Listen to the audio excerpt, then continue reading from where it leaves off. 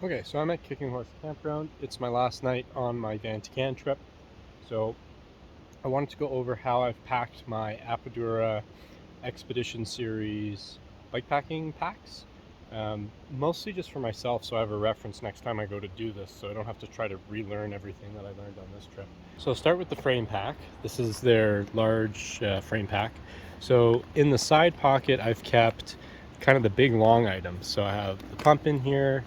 I have some volet straps. I keep the tent pegs in here. I've been keeping my spoon in here just because there's nothing that it can like puncture, or my spork, my titanium spork, and that's all worked pretty well. I really haven't changed what I've been storing in there. So this side has the two zippers. It's the main compartment. So in here I've kept toilet paper. Got my inReach in here, so it was pretty accessible, and my big way overkill bike lock. I kept my bear hang bag system in here, my multi-tool as well, and my repair kit. This is pretty much the repair kit I brought. These were purchased after the fact because you can see how much wear is on this. Like, these are supposed to be identical tools. I did get an extra set of glue patches, glueless patches, because I used 2 on the trip. Of course, it was all too good to be true. I got a flat. All right, update. I have a flat tire. Okay, I just had another flat. I had 3 tire boots. Have never had to use one of these before, which I'm very grateful for. A chain breaker. So this chain tool, I have used it. I've used it twice, and I've used it to re-rivet a broken chain, and I've used it to remove a couple links so I could put a new master link in on someone else's chain, not on mine, not on this trip. So this is great. This is just a really good tool to have. I really like this. I like that it's separate to the multi-tool. Didn't have to use any of these, any master links. That's good. No chain issues. Yeah, so that's kind of the setup. Yeah, and that's pretty much all that went in here, other than the big win was the water bottle. This 591 milliliter smart water bottle fit on top here in the front absolutely perfectly, and this was just great for being able to grab it out, drink, and throw it right back in, and it fills this front space really well, and I couldn't really find anything else that did. And having the water accessible between my legs was great. On most of my breaks, I didn't really even get off the bike. I would just stand in between and whip this guy out, throw it back in. Lower down, I had pretty much all my rain gear, like my cycling rain gear in here, except for the pants. So I had my waterproof outdoor reachers gloves, which I did not use. I only had to deal with 1 day of rain. Tomorrow might be rain as well, but I don't know, unless it's really cold, I don't really feel I need these. I'm okay with wet hands if the temperature is around 15. I have my Arc'teryx Norvan SL hoodie, which is good just to have for the running stuff that I did. And that packed in the front really well. And then I have my Mech brand something cloud, I can't remember what they're called, over boot things. My feet are wet despite wearing waterproof stuff. They're not ideal. Like, they're good, but they're not ideal. And then I kept 2 spare tubes right in the bottom because they fit perfectly in here. Now, I've already unpacked the 2 other bags, or 3 other bags that I have, because they're calling for rain in the next half hour, and I just wanted to get the tent set up and organized, and that's kind of my default state when I arrive at camp. So I'll just quickly talk about what I put in here. So this is the, I can't even remember what volume this is, Expedition handlebar bag from Apidura. I went oversized so that this could fit on my mountain bike as well without the drop bars. But I can roll this guy up. If I roll each side about 4 times, it gives me just kind of the width of the handlebars, and I can slide it in between and lock it on, and that seems to work really well. In the compartment of this guy, I've been keeping my Z-Packs duplex. I roll up one side 3 times, pound it down, and then tighten, like undo it, and then add one more roll, and that seems to hold it pretty well and keep it as compact as I can get it. And then I have my cook pot, which is about to have a Caesar salad in it. 1,300 milliliter Tokes titanium pot with koozie and lid, and I keep that inside as well, right next to the tent, and the diameter of that is smaller than the diameter of this, so then I can put stuff like some dinner stuff and some bars and pack it around until it just kind of fills up the space here, and then I can adjust it so that I can still grab the drop bars and be comfortable. And that's been really good to get the tent, because this stuff's kind of locked up in between the handlebars. You have to kind of loosen off the straps to get it off of the bar, to disconnect it from the bar to actually get anything out. And I tend to not use my pot or my tent during the day. 4-liter accessory bag that sits in the front has been super useful for things that I just grab a lot during the day. Basically I use it for like my bulkier snacks. So I've been keeping this Bits and Bites bag, which generally just has potato chips and goldfish in it, salty stuff that I can just throw down my mouth, and I've been keeping that in the front. I've been keeping my sunscreen and lip balm in the little mesh pocket in here to keep it organized, my little Anchor power bank. And what I found was, I also keep my electronics in the front here just in case I need to charge or whatever while I'm moving, but I found that putting it in the little mesh bag gives me a little bit more space as opposed to putting it in my dry bag. And this stuff's pretty waterproof. I find I get some moisture in it, but I can't tell if that's because I opened it up and it was raining and I put wet hands inside, or if it's actually leaking, but it's never been a problem.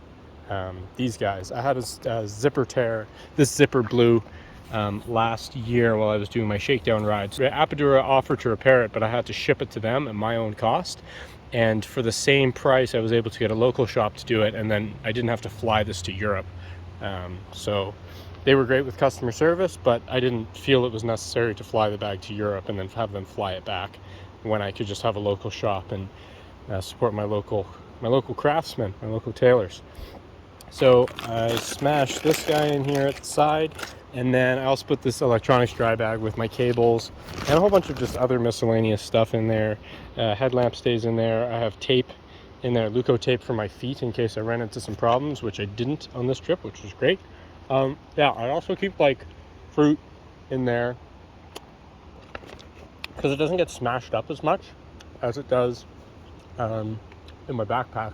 The saddle bag, which is the 14-liter Apidura Expedition series saddlebag. I put my inflatable pillow all the way at the back. I crushed that thing down. I took it out of its pillowcase and it got a hole, and I patched it. Cram it down in the bottom. I actually suck the air out of it, and it sits like right here at the end. Then I take my sleeping bag and pound it down as far as I can. And then I tend to put some food items in here. I'll put some heavier, bulkier bars and stuff kind of as close to these supports as I can, because these are the supports that actually connected to the saddle, the underside of the saddle. So I'll cram some stuff kind of in this area food wise, and then again more food, and then I put like my lighter puffy jackets and stuff that I might need during the day right at the end here. Yeah, and I kind of just pound that down as hard as I can. I try to get at least 2 to 3 rolls with the roll top to get a good seal, but I ran through some really serious weather yesterday. I could see like only like 100 meters in front of me. I have my little blinky light going, so I hope people saw me. I didn't get hit obviously, so I'll assume they did. Pretty good, pretty wet, pretty miserable, and didn't have any issue with water getting in there. So yeah, no dry bags necessary with these Apidura Expedition bags I have found. Backpack is a Salomon XA 35 a running vest. Coming from trail running and doing a lot of that stuff, really love the vest system and having stuff available to me on my front pockets. So what I've been doing is I've been putting my bear spray in here, putting bars in these little zippered stuff pockets, and you know, like these fruit bars, these Nature Valley bars, just stuff that I can grab during the day and eat without having to get into any of the pack or any of the pockets. It's just on my body all day, so there's no excuse for me not to be eating other than feeling sick. You know when you feel so nauseous you just want to throw up to get it over with? I keep my earbud case in here and my phone in here, and that lets me access that stuff pretty easily. I don't like having my phone on my quad lock all the time because I had vibration issues damage the cameras. So I try to tend to keep my phone in my vest as often as possible, and that also protects the screen and keeps any moisture and rocks and dust off of it. That's kind of the front of the pack. The back of the pack, I've been keeping my water bottle in here, and then just like miscellaneous clothing items and stuff like that in here. Like today, for example, I rode for 3 hours. I took my pack off once to drink some water from my 2.5 liter platypus bag, and then transfer it to the water bottle so that when this guy was empty, so that it was accessible during the day. So I guess now I can talk a little bit about what I would change about this setup. I would definitely get the Apidura. They have a hydration bladder that sits here. I think it's like 2 liters. It sits in this volume here. And that's great because that keeps the weight down low and centered on the bike as opposed to on my backpack. Apidura also makes I guess it's like a down tube bag that fits here. I don't know how that would work with the clearance of my bike, but I'm gonna look into that. And they also have a top tube bag that sits kind of in this area or this area, depending on how you configure it. I think they have 2 models, one for the front and one for the back. I was concerned about how it would handle the cables, but the bigger issue with my shifting is the roll bag, my handlebar bag, pushing on these barrel adjusters. So one of the things I need to do for my next trip is get this barrel adjuster for my rear derailleur moved to here, and get the one for the front derailleur moved here. And then what that will let me do is have these barrels out of the way so that the bag bouncing around and pushing on it doesn't cause ghost shifting, which I've had. So I need to get these barrels moved to the backside, which is highly unconventional. And you can't really adjust it as well where you're riding, but I can reach down here and do it if I had to. Back to the little bag here, I could have put my tools and my tubes up here, which would have been great. Which would have freed up actually a fair amount of volume. Another thing, this lock was super overkill. I think I locked my bike 4 times on the whole trip, all of which was in grocery stores. All the hostels I stayed at had some sort of bike storage arrangement. And campgrounds, I don't know, I'm not overly concerned about someone stealing my beat up, destroyed bike when people have, $7,000 to $10,000 mountain bikes sitting around. I could have got a lighter lock, and that would have been good enough, I think. It's just really to stop opportunistic theft. It's not necessarily to actually stop someone who's intent on taking poor Sterling here. I think I want to try a different handlebar configuration. I found myself leaning a lot, with my hands like this to try to get my head down and reduce my drag. So maybe I should try that handlebar configuration with the elbow, like the forearm rests here and the bar in the middle to grab. That would be interesting to try out. These tires worked splendidly well. Super happy with that. The gear ratio was great. I did the Duffy and all the steep climbs. Never pushed the bike once, other than when I had the flat tire on that gravel road. I pushed it for a little bit while I was trying to get a ride. I tried to get a ride to the campsite, and that was it. I never had to push my bike uphill. So that worked fantastic. So I'm really glad I had that smaller chainring increased in size to lower the lowest gear available to me. That worked really well. I would bring less clothing. I was anticipating it being colder because I have a history of having really bad weather, but I brought probably one too many soft shells. I brought my Norvan hoodie, and I brought my heavyweight waterproof jacket. So having the larger jacket is good. That one probably would have been sufficient, especially considering it was pouring yesterday and I refused to wear that jacket because I was too warm, and I just sucked it up and got wet. But then again, I knew I was going to a hostel with a shower, and if I was camping, I might have done things differently. So those are all different considerations. Yeah, the food system worked really well. If I can get through tonight's dinner with what's left in this canister, which is basically nothing, I will have got through the whole trip on one canister, plus the 3 nights in the hostels and the 1 day that I borrowed the stove from my nice neighbors at the Lamplighter campground in Revelstoke. But yeah, other than that, everything worked really well. I went with 2 pairs of clothing, basically a dirty wet pair and a clean pair. The clean pair always stayed in this dry bag. Shorts, clean underwear, clean shirt, clean socks, and then same thing, my riding underwear, which was also my trail running underwear, my dirty shirts, my dirty socks, stuff like that. These shoes were fantastic. Super happy with these Black Diamonds. They have seen better days. This is their last trip. Everything's good. I'm glad I had the butt pad. That was nice because that saddle did a number on my butt on a number of days, so it was nice to have something soft to sit on these wooden picnic benches. Yeah, the sleep setup was pretty good. The shorter Thermarest pad and then using the backpack seemed to work pretty well. I actually slept better in my tent on this trip than I did in any of the hostels, so that was pretty good. Another thing that I changed, I switched from titanium pegs to aluminum. These MSR Groundhog pegs are great. I can beat the crap out of them and I'm not overly worried about destroying them. They can take a huge beating. I think I would change my rain pants to something a little bit lighter for a trip like this. An additional thing to consider is I had the battery bank with me. Really isn't any reason to have it. I could get a dynamometer and then I can charge as I ride. I had access to a lot of power. Front country camping, I had access to a lot of power. I think it was only maybe 4 or 5 nights on the whole in 2 weeks where I didn't have access to power.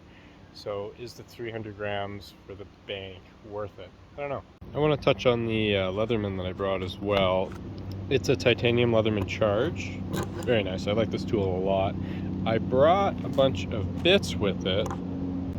I definitely went overkill with the bits because in my repair bag for my bike, a set of Allen keys and a set of screwdrivers and a Torx, and this is everything I would need for my bike. Now it goes up to 8 mils. This adapter in here is an 8 mil adapter, so that lets me go up to my pedals. The only thing bigger is my hub bearings, which is 10 mil. I wanted the pliers in case I had problems with cables, so that's nice to have the pliers and the cutters as well. Although if I have to cut the stainless steel cables with this, I've kind of things have gone wrong. Some scissors, you know, kind of like first aid stuff. Now I'm thinking in my first aid kit I have a small multi-tool as well that also has scissors, so that's a little bit of redundancy that's really not needed. There's just some features on here that I just don't need in general, like the file. I don't need a file. The saw is nice, like if I need to, I don't know, if I need to start a bow drill fire, like that's the only time that I would use the saw. The only feature I actually used on the whole trip was the straight blade knife. That's the only thing I used. So I don't know, maybe like a really lightweight pair of pliers and one of my open L pocket knives would be a better mix. That's not true. I used a can opener to open a can at some point. I think there's some rust forming on here. Yes, there is. I should clean that up. Save some weight here. Like, this is a hefty tool. Super happy with how everything went really so far. And I got 1 day left, 108 kilometers, and Sterling will have completed a goal that I've had for about a year now. So really glad that we did that together. Good times. Good times.